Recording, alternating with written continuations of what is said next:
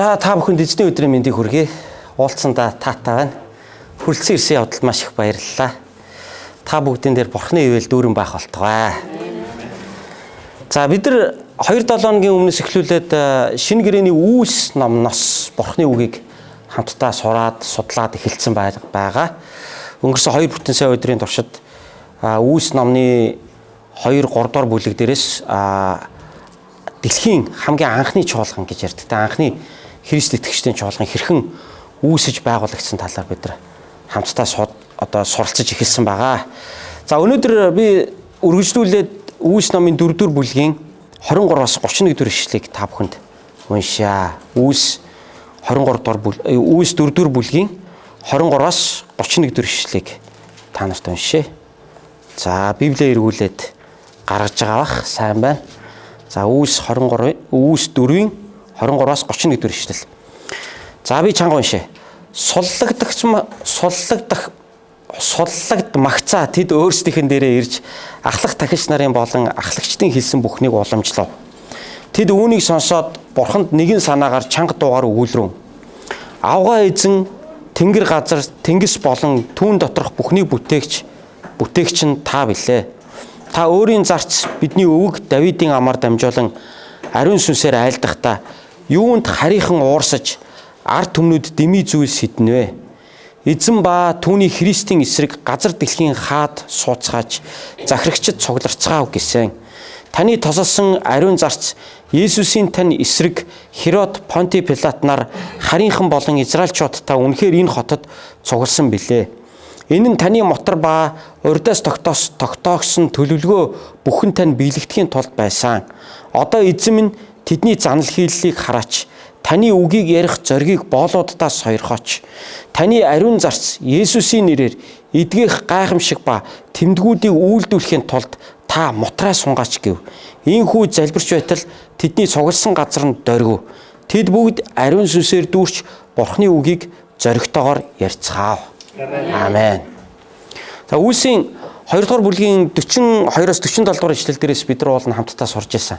Тэрний юу гэхээр анхны чуулган Христэд итгэгч нар ингээд баптизм аваад тэгээд тэд нар цуглах үедээ юу хийдэг байсныг бол тэр хэсэг дээр ингээд дурдаа явцсан байсан шүү дээ. Та нар санаж байгаа бол тэд элч нарын сургаалыг сонсож хамтдаа залбирч талхай айлуудад хувааж баяр хөөртэйгээр нөхөрлөж Бурхныг магтаж олон түмний хайр хүндэтгэлийг олж тийм ээ. За тэгээд мөн тэдний донд элч нарын гараар дамжуулан элч нар гэдэг нь Есүсийн 12 шавийг хэлж байгаа тийм. Элч нарын гараар дамжуулан олон гайхамшиг тэмдгүүдийг ариун сүнс хүмүүсийн донд үйлдчихлаа гэд бид нар хамгийн ихний үүс номын номлол дээр хамтдаа сурж байсан.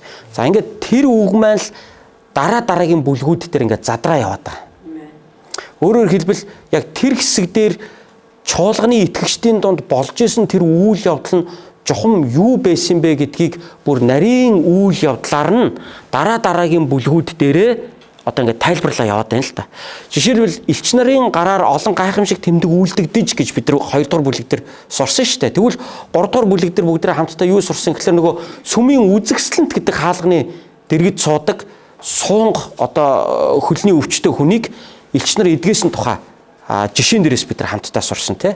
За тэгвэл нөгөөдөл чинь байнга хамтдаа залбирчаалаа гэж хэлсэн хэсэг чинь хэрхэн залбирлынхаа хариултыг авж исэн талаар бас нэг тодорхой жишээг 4-р бүлэг дээр дурдж байна. Тэгэхээр үүсийн 1-р бүлэг, 2-р бүлэг дээр юу босныг хураангуйлж базж өгүүлчихэд дараагийн бүлгүүд дээр тэр эхний бүлэг дээр хураангуйлж базж өгүүлсэн ерөнхий тоймоо дараагийн бүлгүүд дээрээ жухам яг юу болсон бэ гэдгийг наривчилж дурдж өгөө жишээн дээр яриад яваад байгааг бид үүс номноос анзаарч болно. За тэгэхээр өнөөдөр бидний уншсан энэ хэсэг бол итгэгч нар хамтдаа нийлээд залбирахад юу болж исэн нэг тодорхой жишээг бид нар хамтдаа уншлаа. Нөгөө сүмийн үзэгсэлэнт хаалганы дэргэд суудаг байсан ядуу хөлн өвчтөө босож явж чаддгүй тэр гуйлах гуйдаг эрийг Илч Петр Йохан хоёр хажуугаар нь явж өнгөрөхдөө нөгөө хүн чинь мөнгө өгөөч гэд гуйлахгүйгаа мөнгө асуусан чинь надад бит хоёрт чамд өгөх алт мөнгө байхгүй харин байгаа юмаа өгье гэд Есүсийн нэрээр чи босоод алхаа гэж хэлээд тэр хүний өвчийг идгэрсэн. Ингээд тэр хүний идгэрсэн байгаа байдлыг олон түмэн харахтаа ингээд тойроод бүчээд одоо цуглаад хүрээд ирэнгүүт нь Петр та нар битгий гайхаа. Энэ бол Есүс Христэд итгэлээс болсон юм а гэд Есүсийн тухай номлосон байдаг. Ингээд номлоо зогсож яхад нь сүмийн одоо мяндагтангууд хурж ирээд Петр Иохан хоёрыг барьж аваад шоронд одоо 1 хоног хийгээд маргааш нь тэр хоёрыг шүүж байгаа. Шүүхдээ та нар Есүсийн нэрээр битгий яриад ээ. Битгий энэ Есүсийн одоо цусны бурууг бид нар дээр тохоод ээ. Есүсийн нэрээр дахиж одоо битгий яриа гэж. Гэтэл Петр одоо Иохан хоёр бол хариуд нь юу гэж хэлдэг вэ гэхээр бид нар хүний үгийг дагах уу, Бурхны үгийг дагах уу? Мэдээж бид Бурхныхаа үгийг дагнаа. Гэт ингээд Петр бол өөдөөс нь зоригтой бол тэднэрт бол одоо өчөж тунхагласан байдаг. Ингээд Петр Иохан нарыг бол шоронгоос сүрдүүлснийхаа дараа тавьж явуулаад за нөгөө шоронгоос суллагдсан хоёр элч маань цуглаан дээрээ буцаж ирээд цуглааныхантайгаа хамт залбирж байгаа тухай бид нар уншиж байна. За тийм учраас бидний саяны одоо уншдаг багц хэсгийн маань хамгийн ихний ишлэл болох 23 дугаар ишлэл дээр суллагдмагцаа тэд өөрсдийнхэн дээрээ ирж ахлах тахилч нар болон нарын болон ахлагчдын хэлсэн бүхнийг уламжлав гэж хэлж байна те. За нөгөөдөл чинь баригдаад шүүгдээд шоронд нэг өдөр суугаад тэгээ баахан сүрдүүлээд нөгөөдүүлийн чинь Есүсийн нэрээр та нар бла бла бла баах юм яриад байна. Одоо ингээ бойлмол гээд нөгөө нөхдөө чинь баахан тэгээд баахан сүрдүүлж байгаа нөгөө хоёрыг тавиа явуулсан. За тэнгууд цуглаан дээр босч ирээд цуглааныхаа хүмүүсийг цуглуулад юу гэж юм гэхээр нөгөө ахлагч нар болон ахлах тахилч нарын тэднэрт одоо хэлсэн зүйл ийм зүйл боллоо гэдгийг ингээд тайлбарж хэлж ярьж байна. За ингээд хэлж ярингуудаа цааш нь үргэлжлүүлээ 24 дэх ишлэлдэр тэд үүнийг сонсоод бурханд нэгэн санаагаар чанга дуугаар өгүүлрүүн агва тэнгэр газар агва эзэн тэнгэр газар тэнгис болон түүн доторх бүхний бүтээгч нь та билээ гэд ингээд одоо нөхдүүд одоо нийлээд одоо залбирал гуйлтай өгүүлж яана л та тий. Тэгэхээр эндээс бид бас нэг чухал зүйлийг сурч чадна. Өнөөдөр би эзний үеийг та бүхэнд ямар сэдвээр хуваалцах гэж байгаа юм бэ гэхээр хамтын залбирал гэдэг сэдвээр хуваалцах гэж байна. Хамтын залбирал гэж. Хамтдаа залбирж яана л та. Асуудал ирлээ. Цуглаан дээр очлоо, асуудлаа цуглааныхантайгаа хуваалцлаа, хамтдаа залбирлаа. Тэгэхээр та асуудал байвал, таны амьдралд бас асуудал байвал та цуглаан дээр ирээд итгэлийн ах дүүс нартайгаа хуваалцаж сураарай. Тэгээ бид бас бие биенийхээ төлөө хамтдаа залбирдаг, нэг санаагаар нэгдэж хамтдаа залбирдаг байх нь Бурхны мотрыг энэ газар дэлхий дээр хөдөлгөх маш хүчтэй залбирал байдгийн шүү. Тийм болохоор Христ итгэгч нар хамтдаа цуглаад залбираад байдаг учир шалтгаан нь тэр. Танаас би заримдаа асуудаг тийм ээ. Залбирлын сэдэв байна уу? Юуны төлөө залбируулах уу гэж би танараас асуугаад байдаг. Тэгээ одоохондоо манайхан бол сурж байгаа учраас явандаа бол одоо залбирлын сэдвээ бид нар нээлттэйгээр хуваалцаж яг бол бидний дундх нөгөө итгэлцэл нэмэгдэхийн хэрээр бидний дундх нөхөрлөл нэмэгдэхийн хэрээр бид нар бие биендээ өөрсдийнхөө зовлон жаргалыг хуваалцаж бидний өмнө тулгарч байгаа энэ сүнслэг саад бэрхшээлүүдийг хамтдаа ярилцаж хамтдаа тэрний эсрэг бүгдээ нэгдэж залбирснараа Бурхны олон гайхамшгуудыг ирээдүйд өөрсдийнхөө амьдрал дээр бид нар амсах болно гэдэгт итгэлтэй байна. Тэгэхээр энэ бол чуулганд байдаг нэг чухал одоо сүнслэг одоо тулааны сүнслэг одоо хэрэгсэл. Итгэгчдэр нэгдэж залбирснараа маш олон асуудлуудыг шийдэж чаддаг. Нэгдэж залбирснараа маш олон бэрхшээлүүдийг бид хамтдаа даван гардаг. Нэгдэж залбирх үедээ бид бие биендээ сэтгэл санаагаа ярьж идэг. Нэгдэж залбирх үедээ бидний зүрх сэтгэл маань тайвширч идэг. Нэгдэж залбирх үедээ бид яг бие бинийгээ бас урамшуулж идэг. Тийм болохоор итгэгч нар хоёулаач бай, гуруулаач бай хамт тойрч суугаад зовлон жаргалаа хамтдаа хуваалцаад уйлаад ч юм уу одоо дуулаад ч юм уу тийм ээ бие биентэйгээ яриад ингээ нэг нэгнийхээ төлөө залбирснараа Христ итгэгч нар цуглаан дээр ирж зүрхээ онголгодог, сэтгэлээ нээдэг. Энэ хорвоогоос авж байгаа стрессүүдэд тайлдаг. Тийм ч учраас Христ итгэгчдийн стресс Бурханд итгэдэггүй хүмүүсийн стресстэй харьцуулах юм бол харьцангуй бага байдаг. Христ итгэгчдийн энэ амьдралдаа стрессийг даван туулах чадамж нь залбирдаггүй тийм ээ. Ямар нэгэн итгэл үнэмшилгүй хүний стрессийг даван туулах чадамжнаас илүү өндөр байдаг. Яагаад гэвэл ирээд нөгөө нэг итгэл дээр суурилсан хүмүүс чинь хоорондоо юмаа ярьдсан байна л та. Тэгээ ингээд байна. Миний амьдралд ийм болоод байна. Манай цуглаанд ийм болоод байна. Бүгдээрээ ингээ тэгье гэдэг ингээ ярьснаар эн чинь нийлээд залбирж байгаа гэдэг нэг л үйл явдал болоод байгаа болохоос биш. Эн чинь нийлээд залбирахад цаана асар олон үр дүнтэй үр ашигтай зүйл бидний сэтгэл зүйд бас болж идэг байхгүй юу? Яа тэгэхээр наад захын бид чинь сая би ярьлаа шүү дээ сэтгэлээ нээж хоорондоо ярьдаг. Яг бол хүн асуудлаа ярихдаа сэтгэлээ нээж ярьж байдаг. Тэгээ нөгөө хүн залбирч өгөхдөө яадаг гэхээр араас нь бас зөвлөгөө өгч идэг. Миний найз тэгвэл яа гэв. Библиэлд уулан тэгж хэлсэн байдаг шүү дээ. Чиний наадах чи яг тэр асуудал байна шүү дээ. Гэхдээ нэг нэгэндээ яг тэр асуудлыг сонсоод залбирч өгснийхаа дараа өөрийнхөө одоо нөгөө мэддэг Библийн ишлэлээ бие биендээ хуваалцаад сэтгэлээр унсан нэгэндээ уран зориг өгөөд ингээд ирэхээр бие биендээ үйлчилж эхэлдэг. Эндээс нөгөө нэг эдгэрлийн чөлөөлтийн, иш үзүүлгийн, мэдлэгийн, мэрэгэн ухааны бэлэг авиашууд чинь одоо яг энэ тохиолдолд ажиллаж эхэлдэг байгаа. Бүтэн сайнны цуглаан дээр бол одоо яг пастор гарч ирэл ингээд номлолчж байгаа шүү дээ. Та босно л ерөнхийдөө суугаад 2 3 хүн эндээ магтан дуугаад дуулаад за нэг хүн цуглаанаа хөтлөл юм уу ингээд нэг юм гарын 10 хуруунд дотор за том цуглаан бол одоо нэг 10 20 хүн за одоо нэг 100 гаруй хүнтэй цуглааны хувьд бол гарын 10 хуруунд дотор хүмүүс ордон ингээд үйлчлээл ингээд цуглаан дуусаад баяртайгаад салаа явчихж байгаа. Харин нийлээд залбирснараа ариун сүнсний маш олон үйлчлэл ажлууд цуглааны хүмүүсийн дунд бидний дунд хийгдэх боломжтой байдаг. За ингээд цаашаа үргэлжлүүлээд залбирч байна. За тэд юу гэж залбирсан бэ? Агуй эзэн тэнгэр газар тэнгис болон түүнд доторх бүхний бүтээгч нь та билээ гэд. За залбирхтаа эзэн хинбэ гэдгийг дурдж штэ тийм ээ. Тэрнээс ингээл шууд тэр станараа бидний дургу хүргээд байна. Энэ ста бидрийг гавчаад байна гэл шууд асуудал бол яриаггүй те. Эхлээд бурхныгаа магтж штэ. Ямар бурханд итгэдэг вүлээ? Бидний итгэдэг бурхан чи хэн билээ? Ямар агуу гайхамшигтай бурханд бид хандаж залбираад байгаа байлаа. Тэр нөгөө бурхныхаа нэрийг энэ дэр дурдж штэ тийм ээ. Тэр бурхан маань ямар чадaltaй, ямар агуу бурхан билээ гэдгийг ярьж штэ тийм ээ. Тийм болохоор ер нь залбиралдаа бид бас эзнийг хинбэ гэдгийг тунхаглаж одоо дурддаг байх нь маш чухал юм шүү. Тийм болохоор энэ залбирал бол одоо бид ямар бурханд хандаж залбираад байгааг маань харуулж өгж байгаа чухал одоо хэсэг бол энэ дэр гарч ирж байна. Агуу эзэн гэж хэлж штэ тийм ээ. Тэнгэр газар тэнгис болон түүнд доторх бүхнийг бүтээгч нь та билээ гэд бурхныг бол бүтээгч эзэн гэж дуудаж штэ. Гэтэл төр засаг тэдрийг хавчаад байна штэ. Төр засаг тэдрийг хавчаад байна. Тэгэхээр хавчуулж байгаа энэ хэд маань яаж яах гэхээр ирээ цуглаан дээр ирээ залбирахтаа та бол тэнгэр газрыг бүтээсэн бурхан штэ. Тэнгэр газар тэнгис далай түүн дотор оршиж байгаа бүхнийг бүтээсэн нь та штэ гэж. Тэгэхээр нөгөө өөрсдийг нь дарамтлаад байгаа хавчаад байгаа төр засгаас ч илүү өндөрт оршдог, илүү агуу оршдог бурхныг магтан дуулж байгаа байхгүй.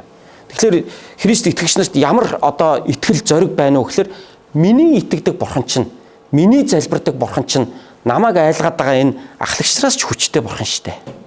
Намайг хавчаад байгаа энэ сүмийн энэ мяндагтангуудаас ч илүү дээгүүр эрх мэдэлтэй бурханд би залбираад байгаа штэ.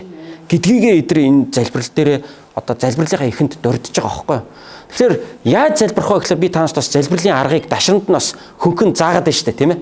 Тийм ээ хажуугаар ингээ гавчуулаад заагаад байна шүү дээ тийм. Заримдаа хүмүүс нэр ингээд дөнгөж шинэ эхэлж байгаа шуулганы хувьд залбирч сурж байгаа хүмүүсийн хувьд тэгээ яаж залбирт ингээд асуудаг байхгүй юу. Тэгээ өөрөө залбирч чадахгүй болохоор чи залбирчих гээд даатгачдаг тийм.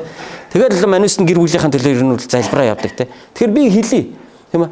Бурхан агуу шүү гэдгийг залбирхтаа үргэлж санаж агаараа гэдгийг би хэлмээр байна. Тэгээ би хоёр хүүгээ баг багт ингээд хоолн дээрээ бид дөрөв ингээд гар гараа бариад хоолоо идэх болгондоо ингээд талархаад залбирхтаа би албаар бурхны нэг агуу чанарыг дандаа залбиралдаа би дурдж оруулдаг байсан. Бурхан минь та бол эдгийгч бурхан юм аа гэдэг ч юм уу. Эсвэл бурхан минь та яг хэрэгтэй үед бидэрт тусалж чаддаг бурхан юм аа гэдэг ч юм уу. Эсвэл бидний өвчтөе зовлонтой үед биднэрт эдгэрэх хүч чадлыг бидний махан бид өгдөг бурхан юм аа ч гэдэг юм уу. Юм бурхан гэдэг чинь өөрөө бидний амьдралд маш олон зүйлийг хийж байгаа. Тэгэхээр түүний тэр чанаруудыг залбиралтаа бол дурдж оруулахаа ер нь мартадаггүй. Үүгээрээ яаж юм гэхээр хоёр хүн маань биднийг дагаад залбирхтаа зүгээр л хоол өгсөнд баярлаа амин гэж дуусгах гэхээсээ илүүтэй бурхан чинь ийм агуу юм байна. Бурхан чинь ийм ариун юм байна. Бурхан чинь ийм одоо төгс хүч чадалтай юм байна гэдгийг залбирлаар дамжуулан одоо сурч мэддэг байсан. Тэгэхээр эдгээр бол анх эхлээд залбирлахгүй л өргөхдөө асуудлаа эхлээд шууд ярих гэхээсээ илүүтэй бурхан хинбэ гэдгээ санаж байна. Тийм ээ хэдийгээр эдгэрийн хувьд асуудал том байгаа ч гэсэн өөрсдөө нь итгэж байгаа бурхан тэр асуудлаас нь ч илүү том гэдгийг элчнэр залбиралтаа дурдж оруулж штэ. Тийм ээ тэгэхээр нөгөө асуудлаа том болгоо харж байгаа чинь жижигрээд улам бид нар жижигрээд улам л стресс аваад улам л айгаад улам л итгэлгүй болно шүү дээ. Харин миний бурхан бол энэ асуудлаас ч илүү том бурхан шүү дээ гэж хэлэхэд яаж нь итгэл төрж эхэлж байгаа байхгүй. Намайг одоо 2 жилийн өмнө нааша Нью-Йорк руу ирэх гээл анх одоо залбираал яригдаж эхэлж хахад за ингээл Нью-Йорк руу очтолч одоо 80 юм байна дөө одоо тэгэл виз гэдэг одоо түмэн ажил гээл ингээл нэг сураг сонстол залбирж исэн үед штэ. Тэгэхэд манай нэг пастор ах маань надад тэгж хэлжсэн байхгүй. Бурхан виз чи өгсөн байхад босод бүх юм хаалтгүй л гэж хэлжсэн. Тэр нэг гой санагдаад амен. Тэгэл эзэн виз өгсөн байхад гээд бос бүх юм хаалтгүй штэ л гээл. Тэгэхээр эзэн ямар агуу вэ гэдгийг нөгөө асуудлаа харахтаа бидний бурхан ямар агуу вэ гэдгээ мэдчих нь бидэрт итгэл өгч яадаг, залбирах итгэл өгч яадаг, магтан дуулах итгэл өгч яадаг, нэг амьсгаа аваад нэг тайвшрах итгэл өгч яадаг байхгүй юу. Тийм учраас ямар ч үед амьдралын ямар ч үед бурхан хинбэ гэдгийг санджах нь нэрээ чухал юм аа. Тэгвэл бурхан хинбэ гэдгийг яаж мэддэг юм? Библиэр дамжуулж мэднэ. Номлолоор дамжуулж мэднэ. Сургалтаар дамжуулж мэднэ. Та өөрөө залбираа таны амьдралд бурханы ажил хийгдэх үед та өөрөө өөрийнхөө туршлагаараа мэдэж эхэлдэг. Ингээд ирэхээр яадаг вэ гэхээр улам илүү бидний итгэл нэмэгдэж яадаг байхгүй. Тэгэхээр агуу эзний нэрийг одоо тэд дуудаж байна. Тийм ээ, аимшигтай хавчлага авч эхэлж байна. Гэхдээ энэ аимшигтай хавчлагын өмнө тэд агуу эзнийгээ санаж агуу эзэнд итгэж байгаа тэнгэр газар тэнгис далай түүн дотор орших бүхнийг бүтээсэн бурхнаа тэд одоо санаж залбирж штэ. За ингээд цаашаа үргэлжлүүлээд юу гэж залбирч байна? Та өөрийн зарц бидний өвөг Давидын амаар дамжуулан ариун сүнсээр айлдах даа гэд Библиэлд хэлэгдсэн үгийг одоо иш авч залбирч байна. Юунд харийнхан уурсаж ард түмнүүд дими зүйл сэдэн вэ? Эзэн ба түүний Христийн эсрэг газар дэлхийн хаад сууцгааж захирагчд цугларцгаав гэсэн.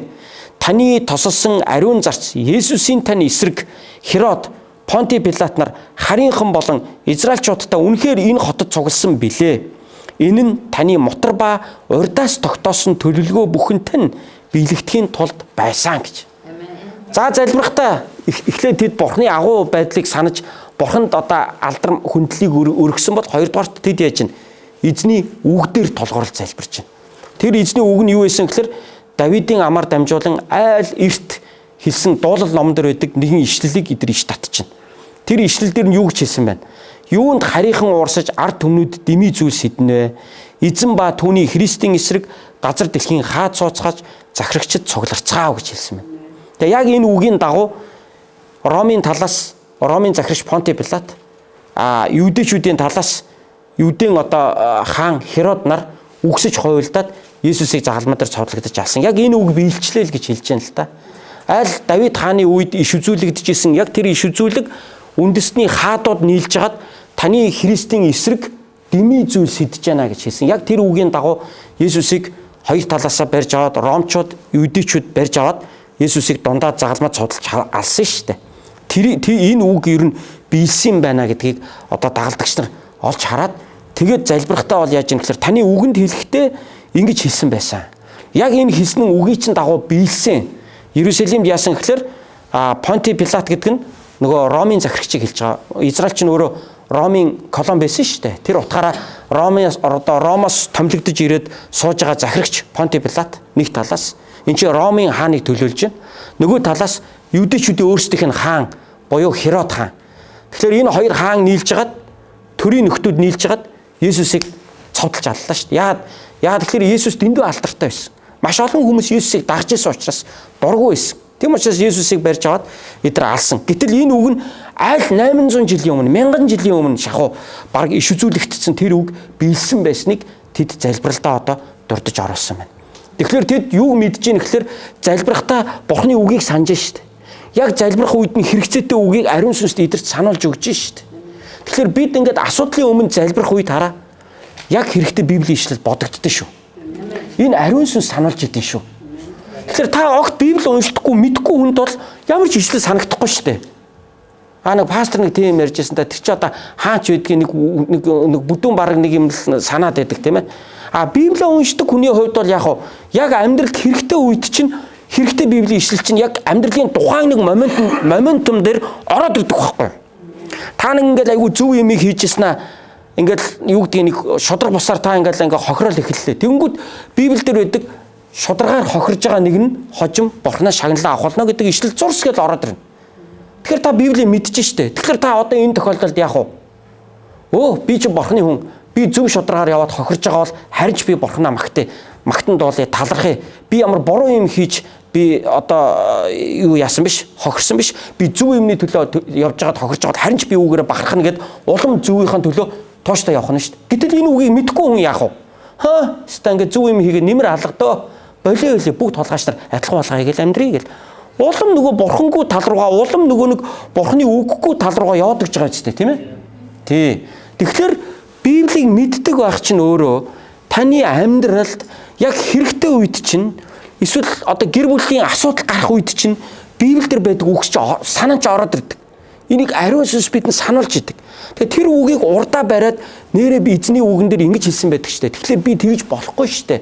Тэгвэл одоо би ингэж явъя гэд тэрүүгээр өөрийнхөө зүр сэтгэлийг жолоодоод удирдамжаа болгоод явж байгаа хүн чинь эн чинь жинхэнэ Христэнд дагалдаг гэдэг чинь энэ хүнийг хэлж байгаа байхгүй. Жинхэнэ нөгөө эзний үгийн дагуу амьдарч байгаа хүн гэдэг чинь энийг хэлж байгаа байхгүй. Тийм болохоор цуглаан дээр ирэх болгонд бид Бурхны үгээс суралцаад байдаг учир нь энэ юм аа.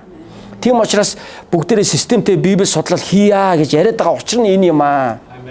Тийм учраас эзний үгийг ингээд хамт судлая. Тэгээд хүн чинь мэдээд ирэхээр тэрийг хүн чинь дараа нь яаж амьдралдаа хэрэгжүүлэх вэ гэдэг нь аяндаа ороод ирдэг юм багхгүй юу? Огт мэдхгүй хүн чинь юу ч хийж мэддэггүй байхгүй юу? Мэдээд ирэхээр хүн чинь тэгж хэлжсэн да, ингэж заажсэн да. Библиэлд тэгж байдаг да. Намайг нэг уншиж хахад тийм ишлэл явж исэн да. Энэ тэгвэл яг энэ тохиолдолд миний амьдралын тухай хэлсэн ишлэл байна шүү дээ. Ингээ хүн яадаг вэ гэхээр урам аваад эхэлдэг байхгүй юу? Бурхан надтай яриад байгаа юм байна. Миний яг бодит амьдрал дээр эзэн надад яг үгээ сануулад байгаа юм байна. Тэгээ яаж яах гэхээр Бурхны үг буюу Библийн үг чинь амьдралд ингээ хэрэгжиж эхэлдэг байхгүй. Монголчуудын хувьд итгэл үнэмшлийн юм хэрэгжих үг байхгүй шүү дээ, тийм ээ. Ерөнхийдөө л ингээд нэг юм мэддэг чаддаг хүнд ингээд хамаг юмаа даатгачаал яг өөрийн бодит амьдрал дээр өөрийн толгойд орж ирэх юм гэж байдаг байхгүй.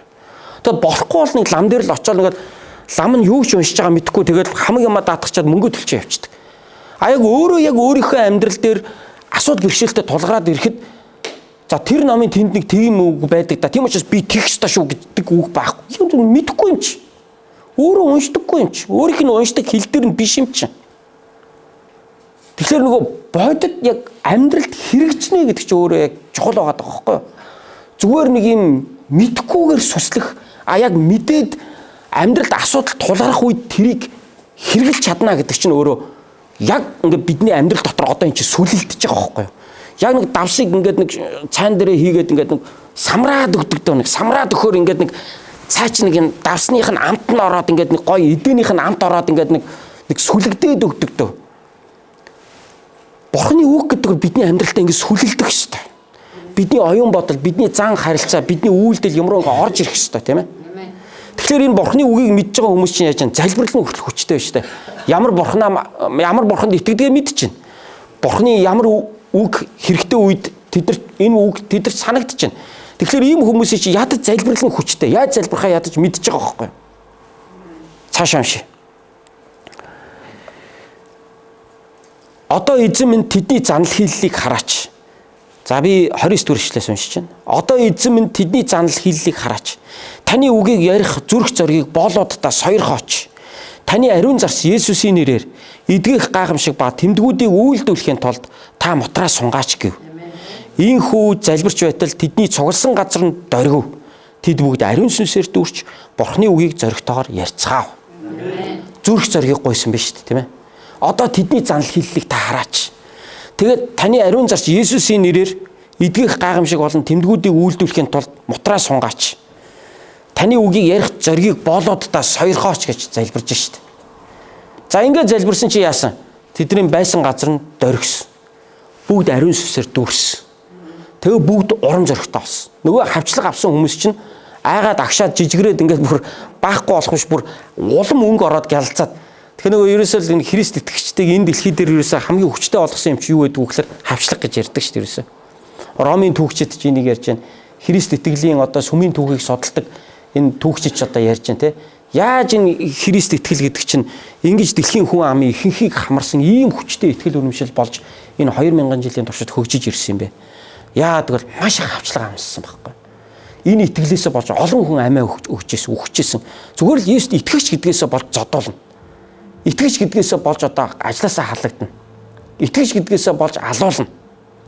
Тийм ээ. Тэгэхээр энэ чинь Христ итгэгч нар ингээ 2000-ны туршид даваад ирсэн байхгүй. Тэнгүүд одоо яаж яах вэ гэхээр энэ хавчлага гэдэг юм чинь итгэгчдийг хооронд нь улам нэгтгэж байна. Хавчлага гэдэг юм чинь биднийг улам илүү хүчтэй залбирахад хүргэж байна. Хавчлага гэдэг юм чинь Библи ямар үнэн болохыг улам илүү батлаад өгч байна. Хавчлага гэдэг чинь тийм ээ. Тэгээ бидний нэг үгээр хэлбэл улам зүлгэж хурцлж өгч байгаа, өнгөлж өгч байгаа байхгүй. Тийм учраас Христийн нэрээс болж ад үзэгдэхээс битээ айгаарай. Христийн нэрээс болж одоо муу хэлэгдэхээс битээ айгаарай. Та хулгайч гэдгээсээ болж муу хэлэгдэггүй шүү дээ. Та юмыг нэг буруу хийдэг нэг өстөө нэг өөдгөө амтан гэж одоо гэдгээсээ болж та муу хэлэгдэггүй шүү дээ. Та итгэл үнэмшлээсээ болж хэрвээ хин нэгнээр гадуурхаж байгаа бол энэ бол бахархал байхгүй юу? Тэнгэрдэг шагнал чинь агуу юм а. Тийм учраас баярлах тун гэж Библиэлд хэлсэн байгаа шүү дээ. Тийм учраас эдгээр бүр залбирал дотроо зоригжоод ариун сүнсээр дүүрээд улам илүү хүчийг олоод бүр бойл гисэн биш те бүр нөгөө дарвч далдаанд боловч болтаа гэж манай монголчууд хэлдэг шиг тийм ээ. Өстөө яаж ин Христийн сайн мэдээ Ерүсалийн даяар улам илүү түгэн тархаж байгаа байхгүй. Яагаад гэвэл энэ хүмүүсийн дотор байгаа энэ хайр, дотор байгаа энэ ариун сүнсний галыг үндэ хинч зогсоож чадахгүй байгаа байхгүй. Яагаад гэвэл нэгэнт эзэнд итгээд ариун сүнсийг хүлээж аваад тэр авралын баяр хөөргийг амсцсан хүн гэдэг чинь тэрийг бусдтайгаа хуваалцахгүй чадахгүй байгаа байхгүй. Тийм ээ. Тийм болохоор залбирлаар дамжуулан энэ одоо гайхамшиг үргэлжлүүлэн Ерүсалимийн чуулган дотор болж ажээ. Тэгэхээр өнөөдрийн энэ багц одоо текстээс дамжуулан би та бүхэнд одоо гол хэрэгжүүлэх зүйлд нь юуг уриалах гэдэг юм гэхээр бүгдээ хамт залбирая. Хамтдаа залбирая. Манай Нью-Йорк Монгол чуулганы хувьд бол ялангуяа одоо хамтын залбирлыг хөгжүүлэх бас цаг нь болсон. 2-7 хоногийн өмнөөс одоо яриад эхэлсэн тийм ээ. 7 хоногийн дондор одоо хэдүүлээ бас илүүтэй одоо хамтдаа нэгдэж залбирах цагийг гаргаж залбирч эхэлнэ. Яагаад гэвэл бид Нью-Йорк хотод монголчуудаа сайн мэдээг хүргэхийн төлөө бид энэ газар эзний одоо дэнлүү болон асч эхэлсэн. Тэгэхээр энэ одоо галыг бол одоо улам илүү өрдөх хэрэгтэй. Энэ галыг одоо өртөхийн тулд ариун сүнсний гал бидэрт хэрэгтэй. Тэхийн тулд бид нэгдэж залбирах ёстой. За Ерүсалимийн анхны чуулган хавчлаганд өртөх үедээ тэд нэгдэж залбираад улам хүч чадлыг олсон байна. Улам илүү баяр хөөртэйгээр зоригтойгоор сайн мэдээг бусдад тунхарсан байна. Улам олон хүн Есүсийн тухай сонсож тийм ээ аврагдагчдын тоо, Есүсийг танин мэдгчдийн тоо улам илүү их нэмэгдэжсэн байна. Тэгвэл Нью-Йорк Монгол чуулганд Нью-Йоркод энэ хотод манай чуулганаар дамжуулан эзний сайн мэдээ одоо түгээгдэж олон монголчуудад хүрч олон монголчууд эзнийг таньж мэдээсэй гэж хүсэж байгаа бол бүгдээрээ хамтдаа залбирая. Хамтдаа залбирахын залбирлын хөдөлгөөнийг бүгдээрээ өрнүүлцгээе. Тийм учраас 7 хоногийн дондор бүгдээрээ Нью-Йоркод чи их хол зайтай суудаг штэ хэдүүлээ. Зарим маань бүр ингээ 2 голын цаана Нью-Жерсид хүртэл сууж байгаа. Яг цуглаад залбирна гэдэг бол хэцүү байж магадгүй. Ямар ч байсан онлайнаар ч гэсэн өнөөдөр хүмүүс чуулганууд ч айгүй их ингэж залбирдаг сургалт моралт хийдэг болсон энэ үед онлайнаар бас бүгдээ хамтдаа залбирая. Тийм ээ хаа байгаа газруудаасаа бүгдээ нөхөрлөж хамтдаа залбирахын цагуудыг гаргая. Тийм залбирлуудаар дамжуулаад эзэн бас өөрийнхөө ажлуудыг хийх болно. Тэгэхээр хамт залбирахын ашиг тусын талаар Есүс нэгэн удаа ингэж заасан байна. Би дараагийн ишлэгийг таанч уншчихъя. Матай 18 дугаар бүлгийн 18-аас 20 дугаар ишлэгийг би таанч уншия. Ингэж хэлж. Үннээр би та нарт хэлье. Та нар газар дээр юуг холбоно, тэр нь тэнгэрт холбогдох бөгөөд газар дээр юуг тайлна, тэр нь тэнгэрт мөн тайлагдах болно. Би та нарт хэлье. Та нараас хоёр чинь ямар нэгэн зүйлийг гуйх талаар газар дээр санаа нийлбэл тэнгэр дэх эцэг минь үүнийг чинь тэдэнд үйлдэх болно. Учир нь хоёр буюу гуруула миний нэрээр хаан цуглана. Тэнд би тэдний тунд байна гэж айлдваа. Амен. Тэгэхээр Есүс хэлж шүү дээ. Та нар хамтдаа нийлээд газар дээр ямар нэгэн зүйлийг холбох юм бол тэнгэрт тэр чинь би холбоно. Газар дээр ямар нэгэн зүйлийг тасдах юм бол тэнгэрт тэр чинь би таснаа гэж хэлж байгаа. Энэ ямар зүйлийг одоо холбож уйж тасдаж салгах тухай яриад байгаа юм. Тэгэхээр одоо ботлын үдээс үдэх юм уу бүкснийхээ тэлэг зүүх тухай огт ерөөсөө яриаггүй. Энэ сүнслэг зүйлийг ярьж байгаа. Бид залбирлаараа ямар нэгэн зүйлийг зөвшөөрөхгүй үүнийг тасдаж байна гэх юм бол бурхан тэр тэнгэрт тэрий чинь тастаа тэр ивэлийг өгнө гэсэн утгатай байна шүү дээ. А бид газар дээр энэ зүйлийг та зөвшөөрж өгөөч гэхэд эдгэрлийн төлөө залбирна гэж тэр хүнийг эдгэрэлтэй нь холбож уйж штэ бид нар тийм биз дээ. Энэ ажлыг бид нар ивэл ерөөлтэй нь холбож уйж штэ бид нар тийм биз дээ. Тэгвэл бурхан тэрий чинь тэнгэрт бас тэрий чинь бурхан зөвшөөрнө гэсэн утгаар хэлж штэ. А гол төлхөөр нь юу вэ гэвэл та нар яадаж 2 ба 3 байх ёстой гэж байгаа байхгүй. Миний нэр дээр 2 ба 3 хүн, 2 ба түүнээс дээш хүн нэгдээд залбирах юм бол Бурхан эцэг түүний чинь хийх болно гэж хэлж байгаа байхгүй. Тийм болохоор хамтын залбир чухал байна. Сая Петр Иоханнаар тэр шоронгоос судлагдаж одоо хавчигдаж гарч ирэнгүүтээ өөрийнх нь дөрөө ирээд хэлээд тэгээд хитэр залбирсан те. Тэгэхээр хамт залбирнаа гэдэг Христ итгэгчдийн хувьд ингэж хамтдаа залбирнаа гэдэг бол маш чухал зүйл. Хамтдаа бид залбирж байхдаа нэг нэгэндээ каунслинг өгч идэг. Хамтдаа залбирж байхдаа бид стрессээс чөлөөлөгдөж идэг. Хамтдаа залбирж байхдаа бид нэг нэгэндээ Бурхны үгийг хуваалцж идэг. Хамтдаа залбирж байхдаа бид тайвширч урамшиж зоригжж идэг. Тэгэхээр хамтын залбирал гэдэг юмны чинь ард бидний энэ махан биед хэрэгтэй, бидний энэ оюун бодолд хэрэгтэй, бидний энэ зүрх сэтгэлд хэрэгтэй асар олон чухал зүйлсүүд болж идэм аа. Зөвхөн хэлэхдээ л одоо хамтаараа залбирая л гэж яриад байгаа болохоос биш энэний чинь ард зөвлөгөө явж байгаа, нөхөрлөл явж байгаа, Библийн одоо мэдлэг явж байгаа, эдгэрэл чөлөөлт явж байгаа. Энэний чинь ард маш олон гайхалтай сайхан зүйлсүүд болж идэг байхгүй.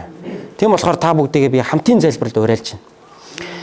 Би 1993 оноос итгэгч болоод цуглаанд явж эхэлсэн. Тэгээ 94, 95, 96 онд ингээд манай үрдэнгээгээ цуглаан 3 дахь өдрийн библи судлалын цуглаан гэж хийдэг. Тэгээ 3 дахь өдрийн библи судлалын цуглаан дээр хүмүүсийн залбирлын хүслэлтэнд маш их залбирч өгдөг гэсэн манай цуглаан. Бид чинь ингээд бараг 200, 300 хүн цугладаг байсан шүү дээ. Доор хажил 100 гаруй хүн цугладаг байсан. Бид нар Монгол 3 дугаар сургуулийг та нар мэдэн шүү дээ. 3 дугаар сургуулийн урд байдаг Тулга гэдэг компани хурлын заалын түрээслээд манай цуглаан чинь тэр их олон жил тэнд бид нар хийдэг байсан юм уу? Тулга дээр цуглаж байгаа гэж бид нар ч их тэгж явдаг байсан. Тэгээ 3 дахь цуглааны дараа ингээд магтан дуу ерөнхийдөө ингээд нэг номлол энтер дуусангууд хүмүүс ингээд залбирлын сэдвээ ингээд цаасаар ингээд жижигхэн цаасны тасархаан дээр ингээд одоо тэр овогтой тэр ингээд аварт орцсон байна. Тэр ингээд өвдцэн байна. Тим хүүхд сургууль төгсөж байна. Ийм хүүхд ийшээ явж байна.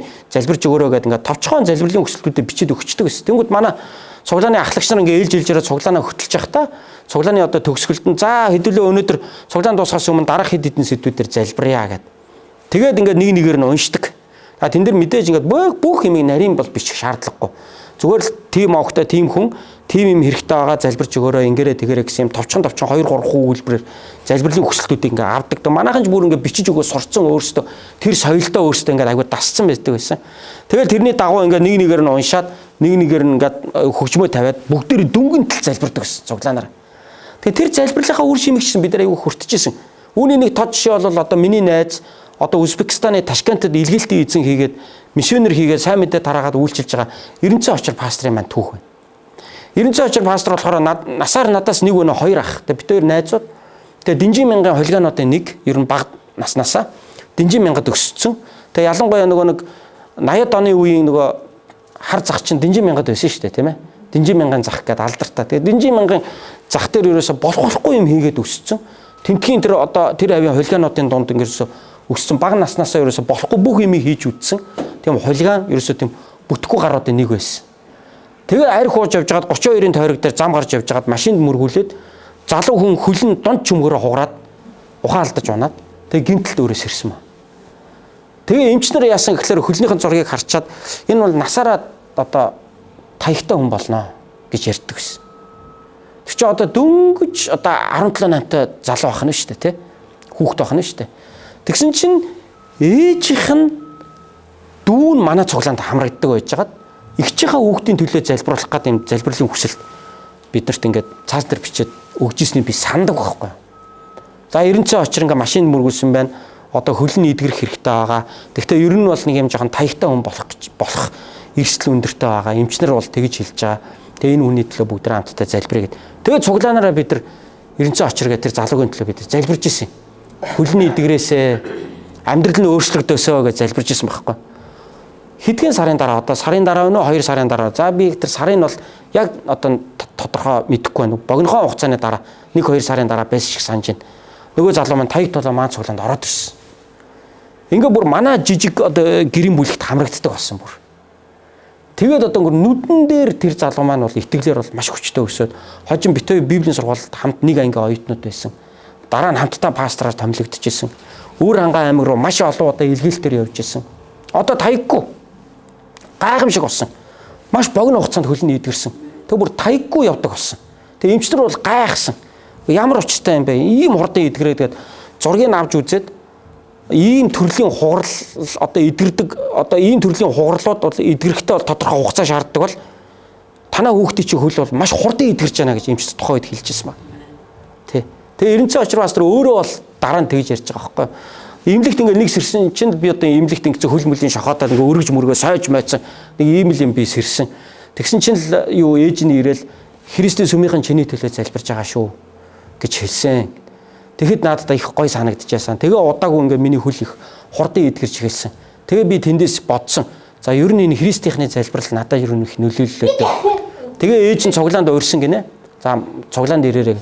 Тэгээ босоод ямар ч юм тухайн үед нөгөө идгэрх бүрэн идгэрж амжаагүй байсан үедээ явж исэн учраас ерөөдөө нэг юм таяг толоо явж исэн. Тэгээд таягтай ахта манай цуглаанд ирж исэн байхгүй. Тэгээ манай цуглаанд бүтэн сайнд нь ирээд дараагийн 7 хоногт нь одоо гэрийн бүлэг дээр болохоор бүр манай гэрийн бүлэгт ирж исэн байхгүй. Тэгээ нөгөө Эренцээ очир пастор маань овоо хэдэн сар тухайн үед пастор болоогүй. За тэгээд овоо хэдэн сар манай цуглаанд яваал л та аюу итгэвтэй явж яснаа л 2-7 хоног байхгүй. Эсийн бүлэгтээ ирдэггүй. Нөгөө гэрийн бүлэгтээ байхгүй болчлоо. Тэгэхээр би гэрийн бүлгийнхаа магтан дооны удирдагч залууг дагуулад нэг 2 өндөр нам 2 нөгөө Эренцээ очиргаа гэрт нь Динжин мянгад эргэж очиж байгаа. Тэгээ эргээд очиж гэрт нь яваад орсон чинь манер байж ин гэртээ нүүр ам ингээ хөхнэц болцсон байж ин. Тэгээ яасан гэсэн чи ингээд саяхан дахиад уугаад ингээ найзуудтайгаа зодоо хийгээд ингээд зодолцсон байгаа хөөхгүй нөгөө чинь нүүр ам нь хөхнэц болцсон. Тэгээ цуглаанд ирэхгүй мүү гэдгсэн чинь за наа чиг ийм амтан одоо тийм ариун хүмүүсийн дунд одоо ямар нүрээрээ ч очих вэ гэж хэлдэг байхгүй. Гэхдээ тэрийг гэртээ хэлэхгүй байгаа шүү дээ. Гарч ирсэн гараад бид нэг явахаас өмнө би за цуглаандаа ирээрээ Эренцээ очроо ахаа тэр надаас 2 ах байсан учраас би тэр үед найзгаа бас ах гэж дууддаг байсан. Тэгээд ахаа та ирээрээ гэдгсэн чинь өө наа чиг ийм амтан одоо цуглаанд тэр гоё хүмүүсийн дунд одоо ямар нүрээрээ ч очих вэ гэж хэлэхэд нь би Есүс ийм л гэмтэн хүмүүсийн төлөө ирсэн гэдгийг та санаж байгаа үсттэй гэж би хэлсэн байхгүй. Тэгэл айгүй хурдан урам аваад айгүй хурдан хүрдэгсэн шүү дээ цуглаанд. Тэгээ зарим хүмүүс чи ирээрээ гэдээ хатал ирж өгөхгүй байгаа. Гэтэл тэр хүн ганц очиод ганц үг хэлсэн чинь мисгэл нүүрний инээс. Тэгээд инээгээл айгүй хурдан цуглаанд хурж ирэл тэр үеэс цуглаандаа маш доктортой явсан. Тэгээд одоо амьдрал нь өөрчлөгдсөн ийм амар ийм одоо нэг юм хар бараа нүүртэй залуу байдаг гэсэн бол юм цагаан гэрэл цацрсан нүүртэй болсон.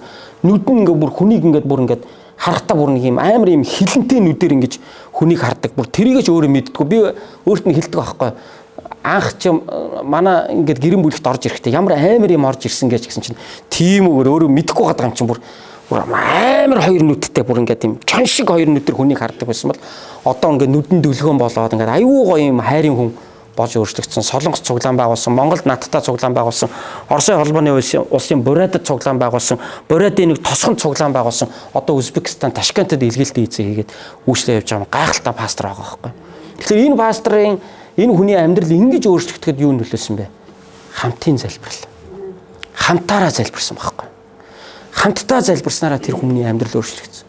Тийм учраас бүгд хамтдаа залбирая. Амен. Хамтдаа залбирахад бас нэг сүнсний мөрдөх ёстой хэд хэдэн зарчим байна.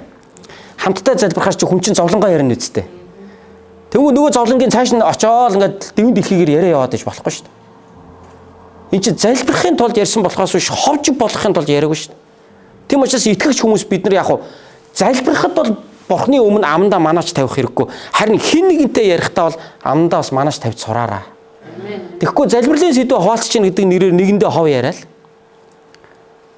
тэр тэгсэн гин энэ ингэсэн гин гэдэг юм яриад нөгөөх нь цааш нь аваач дамжуулж яриад тэгээд энэ нь ядгүй нөгөө олонний дунд нөгөө хүний нэр хүндээг унгаал нөгөө нэр хүнд нь онцсон хүн чи яах вэ сүмд ирэх үү юу Есүс ястай юу Есүс байж харагдаач бүр эн чинь тэгээ сайн мэдээ юм уу муу мэдээ юм уу эн чинь цуглаан байгуулах биш бүр цуглаанаа тараах ажил болчихж байгаа үстэй бузар сүнс ингэж Бурхны чуулганыг тараадаг ингэж Бурхны чуулганы эсрэг зогсдог. Яг тэгвэл нөгөө мэдхгүй, төлөвшөөгүй, хил амаа захирч сураагүй ийм гинэн байдлаар дамжуулан ингэж одоо бузар ажлыг бол хийж идэг. Тэгэхээр бид бол үүний эсрэг зогсох шүү дээ. Бид нэгнийхээ зовлон сонсоод эзэн тэрний төлөө залбирч нэгнийг урамшуулж Бурхны үгээр зоригжуулж сурах ёстой. Сурах ёстой. Энэ бол итгэлийн төлөвшил юм. Тийм болохоор муу сүнсний ийм залим ихэнд бол бид нар автаж болохгүй. Тийм болохоор бид нар хин нэгнийхээ зовлон жаргалыг сонссон бол тэр хүнийхээ төлөө найдвартай залбирч өгч чаддаг байх шүү дээ. Тэгэд нэг чихэр оруулсан юм аа Бурханд гаргах шүү дээ. Тэгэд болоо. Тэгээс ийш нөгөө хүн рүү дамжуулах биш. Тийм ээ. Битгий хэлээрэй гэж байгаа л нэг хүнд ярьдаг. Нөгөө хүн дахиад дараагийн хүндээ хэлэхдээ битгий хэлээрэй гэж байгаа ярьдаг байхгүй. Бүгдээрээ л битгий хэлээрэй гэд ярьдаг. Тэгтэл яриаддаг. Аман дээрээ битгий хэлээрэй гэдэг мөртлөө үйлдэл нь хэлээд идэг байхгүй. Тэгэхээр энэ бол үнэхээр одоо бозор муу ажил юм. Тийм болохоор бид бие биендээ залбирлын сэдвээ хуваалцахдаа бас төлөвшсөн хин нэгэнтэй бас юмаа ярьж сурах хэрэгтэй тийм ээ. Яг төлөвшсөн таны итгэлийг дааж, таны амьдралын зовлонгийг чинь ойлгоод тэгээд яг таны төлөө найдвартай залбирч танд зөв зөвлөгөө өгч чадах тийм нэгэнд ирж ярих хэрэгтэй. Тэрнээс ингээд бас нялх итгэгч нарт очиод юмаа ярьчих юм бол нөгөө нялх итгэгч чинь даахгүй таны ярьсан асуудал чинь аваад өөрөө хамт унчин штэ. Зарим хүмүүс ингээд хамт унцдаг штэ.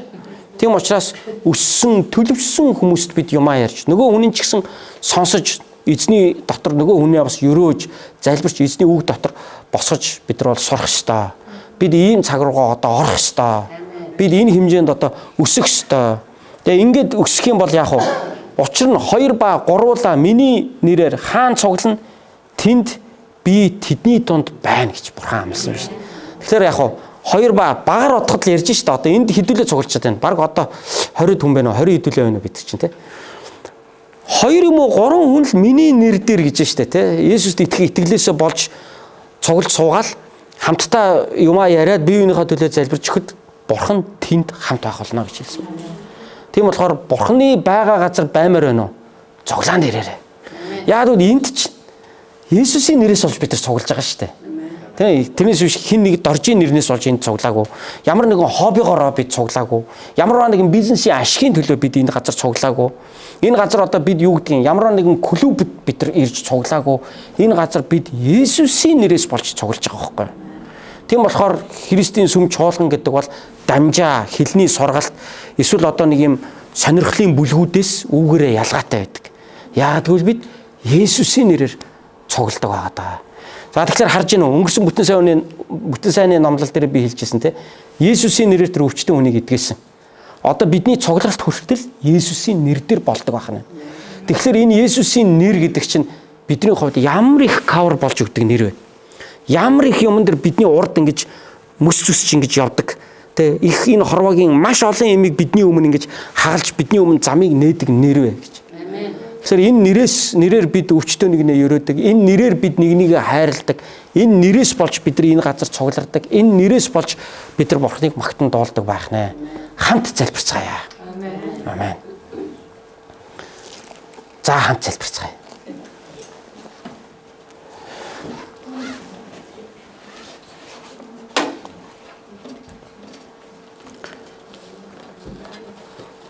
Агуу эзэн тэнгэр газар, тэнгис далай, түүн дотор орших бүхнийг бүтээсэн эзэн минь та бол гайхамшигтай. Танд үнэхээр чадахгүй зүйл гэж байдаггүй, танд боломжгүй зүйл гэж байдаггүй. Та бол ариунаас ариун, яруу алдарт бурхан билээ. Бид өнөөдөр энд таны нэр дээр цуглаж байна. Таны хүмүүс таны нэр дээр цуглан залбирх үед та тэдний дунд байж залбирал гуйлтыг нь та сонсдгоо гэж хэлсэн. Үүнийг бид өнөөдөр үүс ном анхны чуулганаас бид бас хамтдаа сурлаа. Бид ч гэсэн бие биенийхээ төлөө залбирч нэгээ таны дотор босгон байгуулахыг хүсэж байна. Та биднийг ивэгээ шиг санаас гуйж байна. Эзэн минь та бидний амийг та удирдан захираараа гэж танаасаа залбирч байна.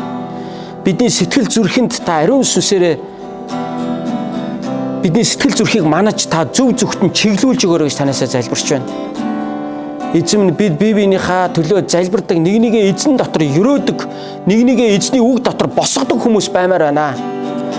Эзэн минь нэгнийгээ үгээрээ шархлуулдаг, гомдоодог, тарж ботардаг газар биш. Харин эвлэлдэж, нийлдэг, нэгддэг, нягтардаг, нэгнийгээ өрөөдөг, нэгнийгээ босгодог цуглаан байхад минь та бидэнд туслаач гэж гуйж байна. Баярлалаа бурхан, алдрыг өргөн эзэн Есүсийн нэрээр залбирanгуйлаа. Амен.